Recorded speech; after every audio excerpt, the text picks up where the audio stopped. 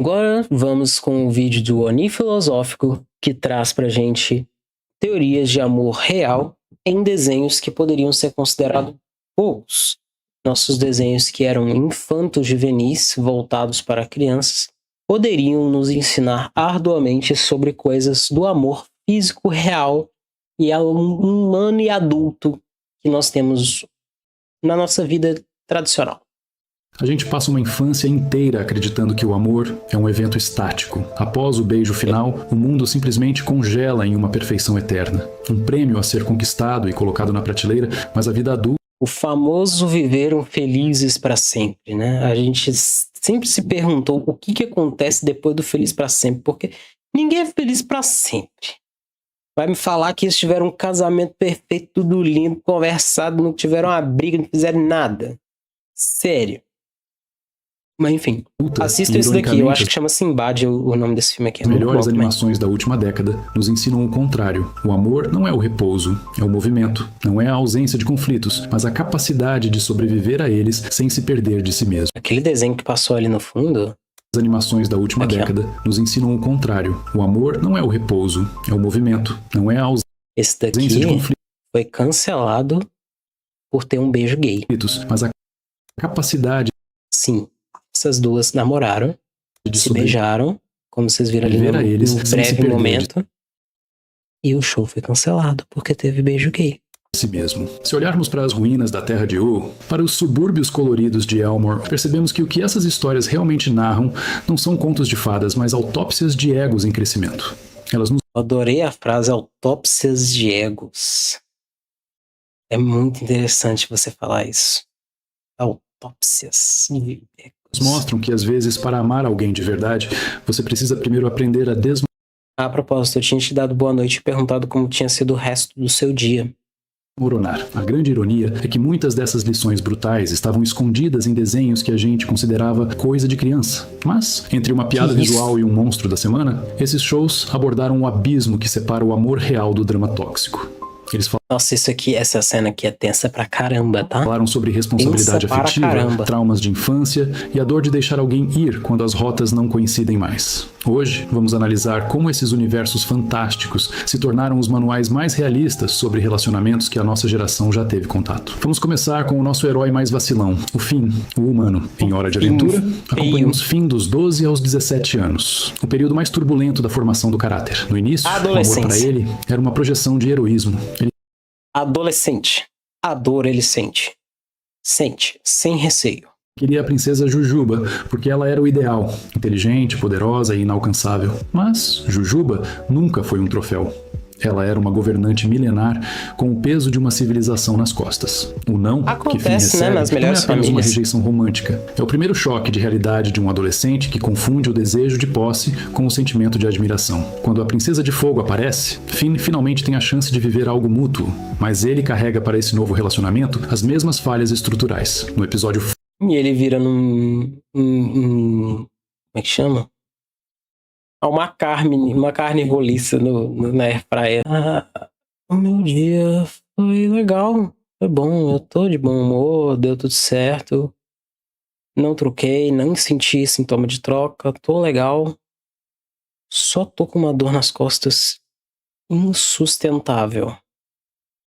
Ela não tá passando e eu não sei mais o que fazer. Já tomei remédio, já estiquei, já alonguei, eu não sei o que fazer mais. Fogo e Gelo, Finn comete o que eu considero um dos erros mais humanos e, ao mesmo tempo, mais cruéis das animações. Ele manipula uma...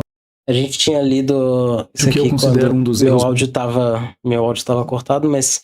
Querida Princesa de Fogo, você é apenas péssima. Seu cabelo é ruim, seu pé fede, suas velas estúpidas são fedorentas e você não pode nem beijar o Finn sem queimar ele.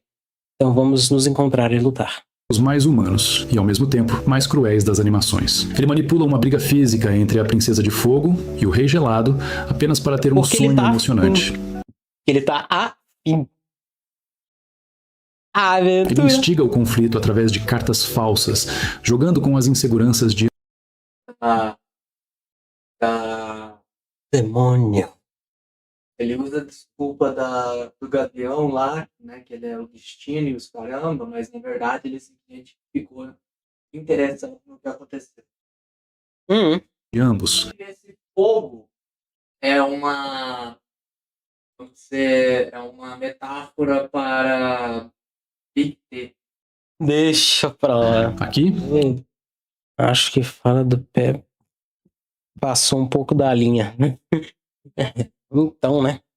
O amor dele se torna puro drama. Ele não está preocupado com o fato de a Princesa de Fogo ter passado a vida inteira presa em uma lanterna por ser instável demais. Ele está preocupado com o que a adrenalina daquela briga faz ele sentir. Essa dinâmica nos força a encarar uma verdade desconfortável. Quantas vezes nós não amamos uma pessoa, mas sim o entretenimento que ela nos proporciona? O erro do Finn é o erro Às vezes a gente só gosta da pessoa pelo que ela proporciona pra gente, né? Não necessariamente por quem ela é. Quem transforma o parceiro em um coadjuvante do próprio ego. A animação nos ensina que o perdão só é possível quando paramos de pedir desculpas para ganhar a pessoa de volta e passamos a pedi-las simplesmente porque reconhecemos a autonomia da dor do outro. O pedido de desculpas que ele faz temporadas depois é magistral. Finn já não tem um braço, já enfrentou seu pai biológico e entende que o mundo não gira em torno dele.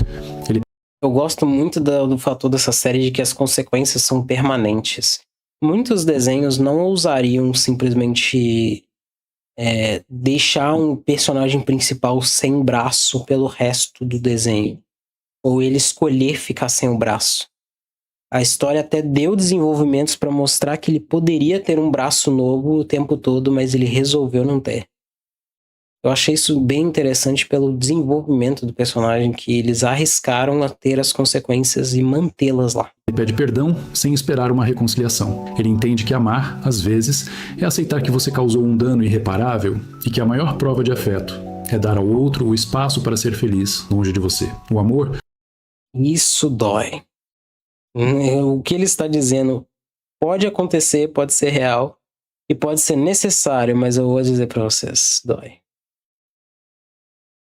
E eu percebi que eu tô num desses casos onde é melhor que eu saia da vida dessa pessoa e deixe ela ter uma esperança, uma chance mínima de ser feliz, mesmo que ela se castigue muito para não ser.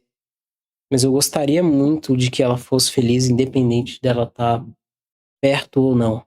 Independente de eu ver que ela tá sendo, eu gostaria que ela fosse. Não sobrevive onde existe manipulação, mesmo que ela... Eu gosto do filme, do desenho ser coerente, muita responsabilidade. Pois é, porque muitos desenhos iam simplesmente jogar o dane-se. No próximo episódio o menino já tá com o braço de novo e é isso. Não vou dar o trabalho de explicar o que aconteceu, dane-se e tá tudo bem. Agora, tem alguns que mantêm a consequência até o fim, dependente do que acontecer, e mostram que aquela dor, aquele problema, aquela perda ainda tá lá. Isso é muito legal. Um dos motivos pelos quais, por exemplo, o Dragon Ball para mim se tornou cansativo é ver que as consequências não existem em Dragon Ball. A consequência de o universo ser destruído, de você perder um personagem, de alguém ir de Vasco em Dragon Ball, é inútil. Você não vai sentir a perda daquele personagem por muito tempo, a menos que ele seja bem aleatoriamente descartável, tipo o Android 16, que eu acho até hoje que foi o único Android injustiçado. Tipo, nenhum outro merecia voltar a não ser o 16.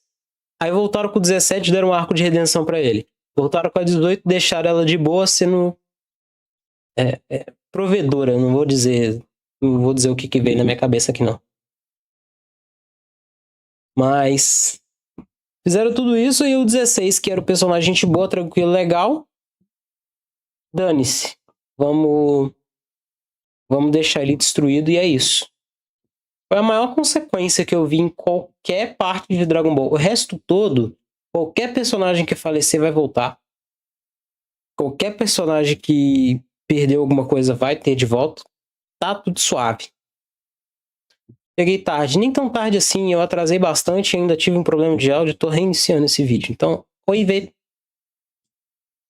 Vinha fantasiada de curiosidade adolescente. Agora, em Clarence, o otimista, encontramos uma dinâmica crua e, ao mesmo tempo, sutil. E eu tava falando, eu não gosto desse desenho. Eu não consigo gostar desse desenho, eu acho ele esquisito, eu acho ele bizarro. E assim, pra você conseguir tirar alguma coisa desse desenho, honestamente, pra mim, você tá tirando leite de pedra. Sobre o despertar do afeto.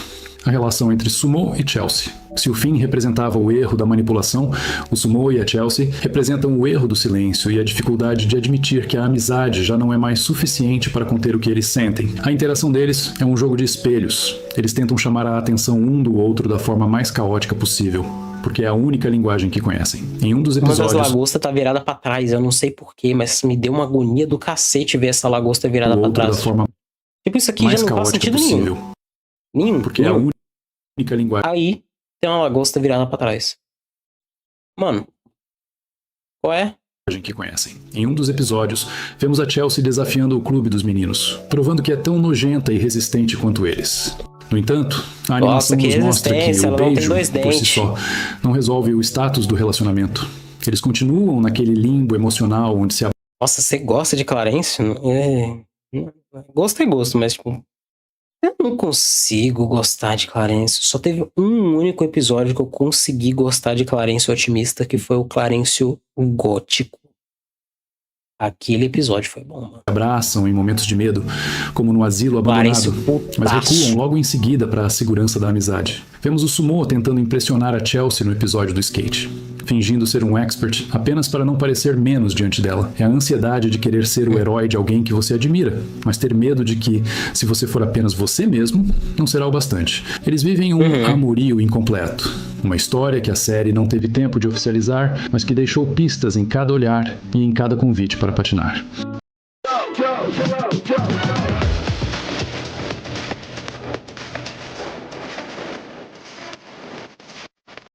O que a dinâmica de Sumo e Chelsea nos ensina sobre a vida real é que o amor muitas vezes morre no campo das suposições. A gente gasta uma energia enorme tentando mesmo? Impressionar ou testar a outra pessoa, criando situações extremas para ver se ela reage, quando a maior coragem seria simples.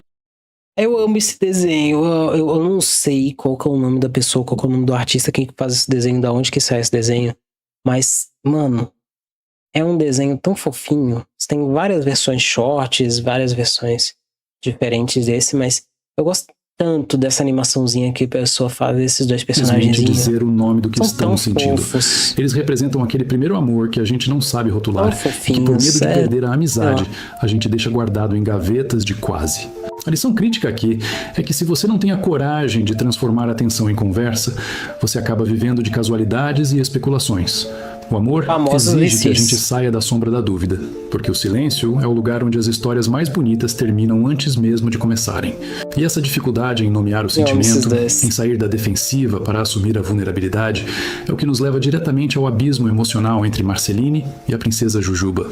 Se Finn errou por excesso de impulsividade, Marceline e Princesa Jujuba quase se perderam por excesso de defesa. A relação delas é talvez a análise mais profunda sobre como traumas de abandono moldam nossa forma de amar. Marceline é uma sobrevivente. Ela viu o mundo acabar, perdeu a mãe e viu Simon, seu único protetor, ser consumido por uma coroa mágica até esquecer o nome dela. Para Marceline, amar é sinônimo de ser deixada para trás. Por isso, é o sinônimo de perder, de... Ela se tornou a rainha vampira, sarcástica e intocável. Se eu não deixar ninguém entrar, ninguém pode sair e me machucar. Já a Jujuba seguiu o caminho oposto, o controle total. Ela criou o reino doce do zero, deu vida aos seus cidadãos e se tornou uma ditadora benevolente porque acredita que, se ela soltar as rédeas por um segundo, tudo desmorona. Quando essas duas E as duas estão erradas para cacete. Personalidades colidiram séculos atrás. O resultado foi o desastre. A Jujuba priorizou o trabalho e a ordem. A Marceline sentiu que era apenas mais um projeto sendo gerenciado. O distanciamento delas por centenas de anos não foi falta de amor. Foi o medo de que a outra visse o quão quebradas elas realmente eram por dentro. O que Marceline... I'm just your problem. I'm just your problem. Uma das músicas que eu mais gosto de Hora de Aventura. Eu acho que é a música que eu mais gosto de Hora de Aventura. I'm just your problem. Sorry if I treated you like a goddess. Is that what you want me to do? O que Bonnie nos mostram é que o tempo não cura nada se você passar esse tempo construindo muros cada vez mais altos. Elas representam aquele relacionamento que definha no silêncio, onde o orgulho impede de dizer: Eu sinto sua falta. Mas a grande virada acontece quando né, velho? Tem gente que leva anos pra conseguir dizer esse tipo de coisa. Cada um tem seu processo, mas a gente tem um tempo tão precioso pra não conseguir perceber esse tipo de coisa, pra não ser sincero consigo mesmo, não ser sincero com o que sente, com o que os outros sentem. É tão perigoso. Eu diria pra vocês se manifestarem a respeito do que sentem pelas pessoas que vocês amam. Quantas vezes precisarem, quantas vezes puderem, porque, mas ela já sabe, mas eu não quero parecer que eu sou muito meloso, eu quero parecer muito gay, eu não sei o quê, velho. Amanhã tu sofre um acidente de carro e tu nunca mais tem a oportunidade de dizer isso pra ela. Ou o inverso, essa pessoa se vai e você fica sem a oportunidade de falar isso pra ela de novo. Você tem certeza de que não manifestar o que você sente vai fazer bem? Vai dar certo? Eu acho que não. Juba perde o trono e está no seu ponto mais baixo, exausta de carregar o mundo, ela finalmente desaba na frente de Marceline. É nesse momento de fracasso total que a conexão... Jujuba de skin caminhoneira. Maravilhoso. Renasce. A lição aqui é sobre a exaustão da autossuficiência. Às vezes, a maior prova de amor não é proteger o outro, mas permitir que o outro te veja fraco. Se você não consegue ser vulnerável, você não está amando, você está apenas gerenciando um risco emocional. No fim, elas aprendem que a imortalidade só faz sentido se você tiver alguém que te conheça sem a coroa. Enquanto muitos casais de animação vivem em picos de... Não só a imortalidade, como a própria mortalidade. Ela só vale a pena se você consegue viver com alguém que enxerga você através das suas dores e defeitos. Alguém que sabe quantos defeitos e quais defeitos você tem, e mesmo assim isso é menor do que o que ela sente por você. Ela está disposta a passar isso com você, superar isso com você, se tiver como, ou se adaptar a isso com você, se não tiver como. De drama, Rigby e Eileen, de Apenas um Show, nos entregam a lição mais valiosa sobre constância. No início da série, Rigby é o tipo de mané que ninguém quer por perto. Mentiroso, preguiçoso, invejoso e imaturo. Eileen, por outro lado, é focada, inteligente e gentil. Durante muito tempo, Rigby a ignorou ou a tratou como a amiga esquisita. Mas a dinâmica... A propósito, o Rigby, em Apenas um Show, ele tem um relacionamento mais maduro dentro dessa história. E não dá pra esperar isso dele, A química deles muda de uma forma tão orgânica que se torna o coração da série. Rigby não muda pela Eileen, no sentido de uma barganha romântica. Como se ele estivesse comprando o afeto dela com um bom comportamento. A existência de Eileen e a admiração que ele sente por ela o fazem olhar para si mesmo e sentir vergonha de sua estagnação. O amor de Eileen funciona como um espelho que mostra a Rigby quem ele poderia ser. Quando ele decide voltar para a escola e terminar o ensino médio em segredo, ele está fazendo isso para ser um parceiro à altura de alguém que ele respeita profundamente. Isso subverte a ideia romântica tóxica de que o parceiro deve aceitar todas as nossas falhas. Vocês acreditam que tem gente até hoje que tá me devendo panquecas? Falou que ia fazer panquecas quando a gente se mudasse pra cá. Até hoje não fez as panquecas. Isso não tem nada a ver com o vídeo, é só porque eu vi e eu realmente queria falar sobre. Já volto, tudo bem. Até daqui a pouco. Sem reclamar. O amor saudável não é condescendente, ele é provocador. A Eileen nunca tentou consertar o Rigby, mas ela nunca baixou os padrões dela para se adequar à mediocridade dele. Rigby e Eileen ensinam que o amor deve nos incentivar a fechar nossos capítulos inacabados. Eles mantiveram... E é fácil, não é questão de ser fácil.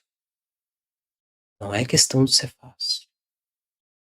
É questão de pegar pra fazer. Porque me prometeram fazer pra mim. Eu conseguia fazer? Eu conseguia fazer. Eu já fiz? Eu já fiz. Mas me prometeram fazer. E não fizeram. Entende a diferença? A vida cobra. A vida cobra. Tiveram um namoro em segredo por meses, simplesmente porque não precisavam da aprovação de ninguém. Eles provaram que o amadurecimento é uma escolha individual que floresce em solo compartilhado. O amor real transforma o Zé Mané em um homem digno de sua própria história. Não por mágica, mas por esforço consciente de querer ser melhor todos os dias. Em A Casa... Nós que temos um Rigby sabemos que é assim que funciona. Eu posso dizer que eu tenho um Rigbyzinho. Ele tá melhorando. Coruja. O relacionamento entre Luz e Emmett quebrou barreiras de representatividade.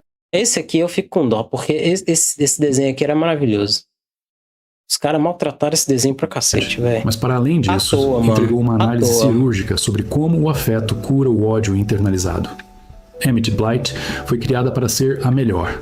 Sua mãe, Odalia, é o exemplo clássico de abuso psicológico corporativo. O valor da filha é medido por sua utilidade e status. Emmett foi obrigada a abandonar amigos de infância e a tratar todos com desprezo para manter a imagem da família. Luz Noceda entra nessa equação como o caos total. Ela é humana, ela é estranha e ela não segue as regras. No início, Emmett odeia Luz, porque Luz representa tudo o que Emmett foi proibida de ser, livre. O amor delas nasce da admiração pelo esforço mútuo.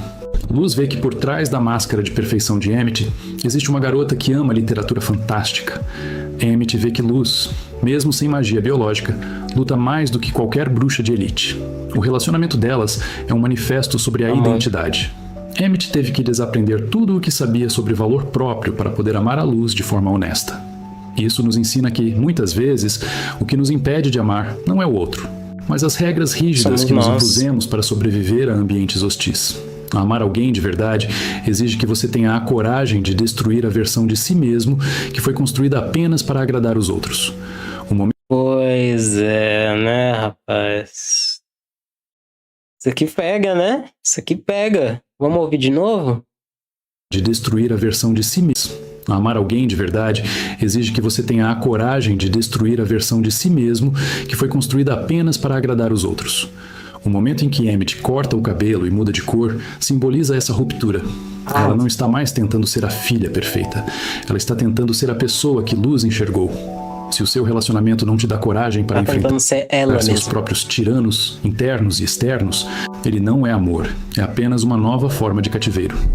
Talvez nenhuma metáfora seja tão visualmente poderosa quanto a de Penny em O Incrível Mundo de Gumball.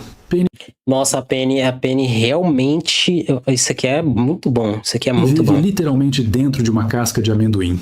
Sua família acredita que a forma externa protege a instabilidade interior. Para o pai de Penny, ser contido é ser seguro. Quando Gumball acidentalmente quebra essa casca, Penny entra em pânico. Ela assume formas monstruosas, um lobo, um monstro de fogo, uma criatura de gelo, porque ela acredita que, sem a casca, ela é apenas um erro. Gumball, em sua ingenuidade brilhante, faz o que todo parceiro deveria fazer. Ele persegue a Penny através de toda a cidade, não para cobrir. Antes disso, ele simplesmente tem uma péssima reação que deixa ela muito transtornada e faz ela fugir pela cidade. Ele persegue ela porque ele causou isso também, tá?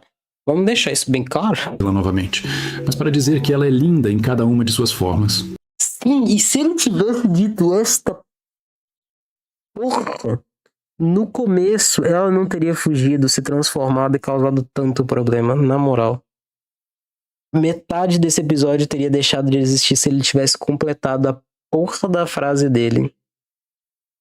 Ai, mas tá bem. Ele não se assusta com o monstro. A dinâmica de Gumball e Penny é um estudo sobre a ansiedade da performance no amor. Gumball muitas vezes tenta transformar o afeto em um espetáculo grandioso. Esse episódio tem um dos melhores momentos do Gumball fritando o pai da Penny. Sem brincadeira, deixa eu ver se eu acho. Aí depois que ela voa, o que dá? O quê? Eu queria saber por que minha filha está com raiva depois que eu chamei ela de aberração porque monstro. Aí, tu quis saber por que minha filha fugiu, putaça, né? Ele ironiza, beleza, faz aquela parte de criança dele e tal, bacana. Mas agora o que ele fala é maravilhoso. Com todo respeito, eu tenho que mandar você calar a boca! Pensa no que você fez, você entende que estava errado? Ótimo, mas não se torture por isso, educar é difícil! Tá, agora abre o capô!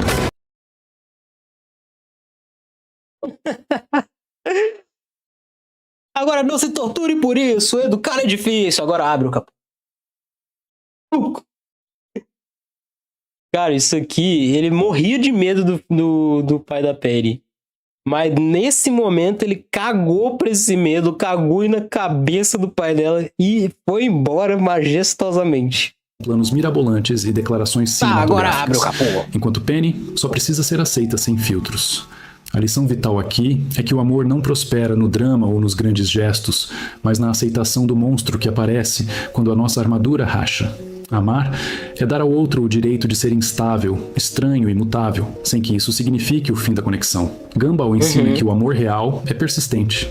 Ele não recua quando as coisas ficam feias ou complicadas. Se você só ama a casca perfeita do seu parceiro, você não ama o parceiro.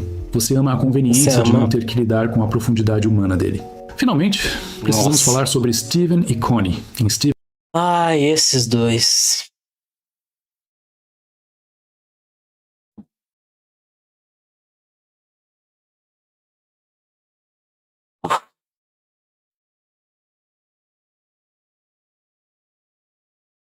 Contexto, eu preciso respirar fundo porque esse casal aqui já foi representativo pra mim pra caramba.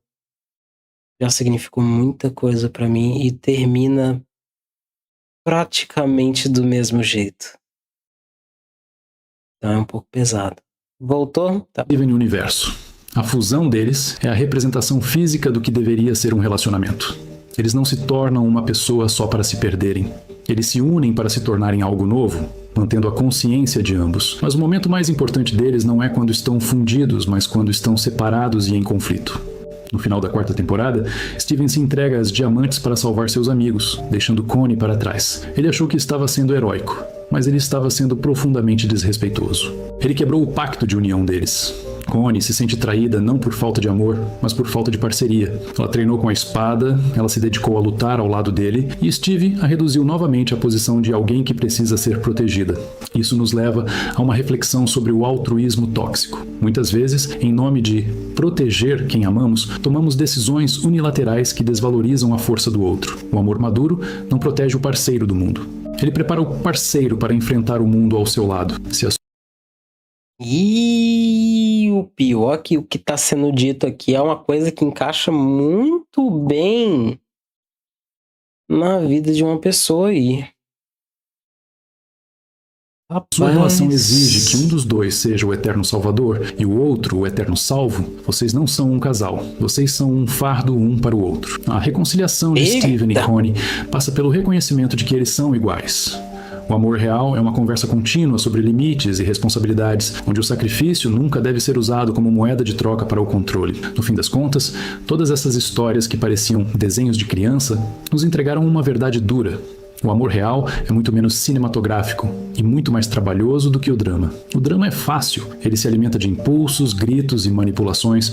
O amor é difícil, ele exige silêncio, escuta e a coragem de mudar. Aprendemos com Finn que o perdão não é sobre reaver o passado, mas sobre liberar o futuro do outro. Com Marceline e Jujuba, aprendemos que a autossuficiência é uma cela solitária. Com Rigby e Eileen, que o respeito é a maior força para o crescimento. Com Emmett, que o amor exige a coragem de trair as expectativas tóxicas que herdamos. Com Penny, que a beleza está na luz que emana da rachadura. E com Steve e Connie, que a parceria é superior à proteção.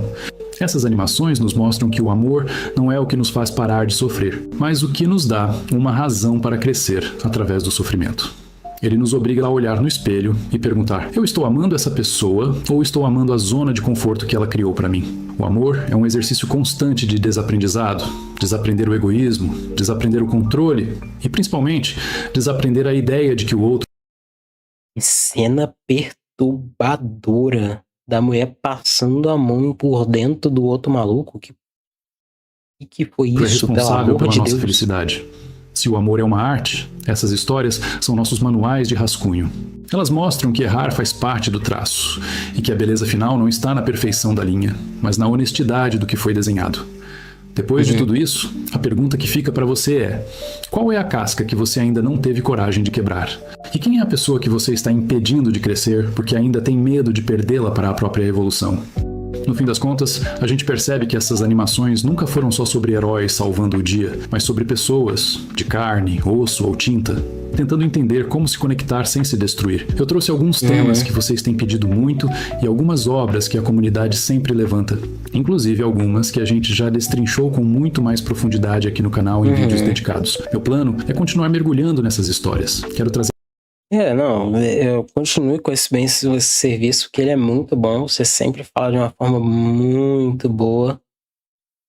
Gosto bastante da forma que ele descreve e ele elabora em cima desses desenhos, que eu sempre assisti os desenhos com uma profundidade, com a vontade de entender mais sobre aquele desenho. Eu nunca vi só, desenho bobo, legal, colorido, não.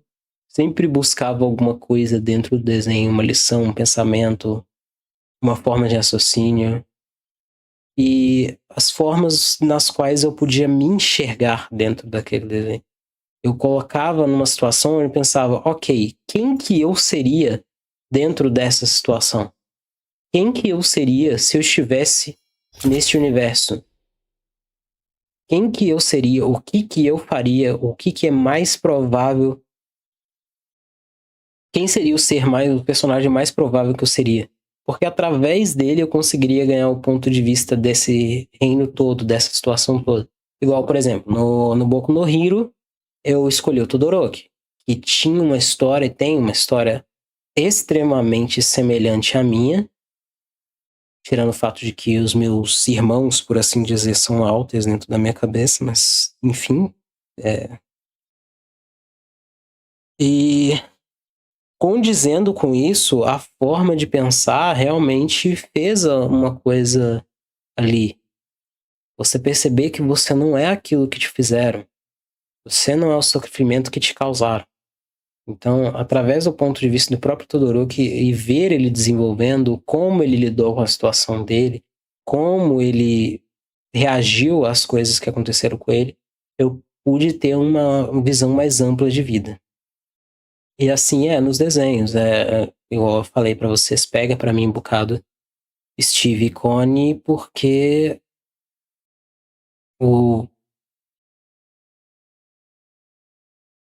foi uma época onde eu tinha uma Connie e eu era um Steve.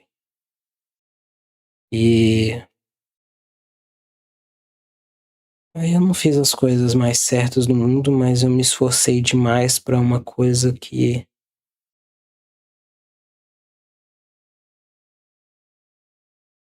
hoje, enfim,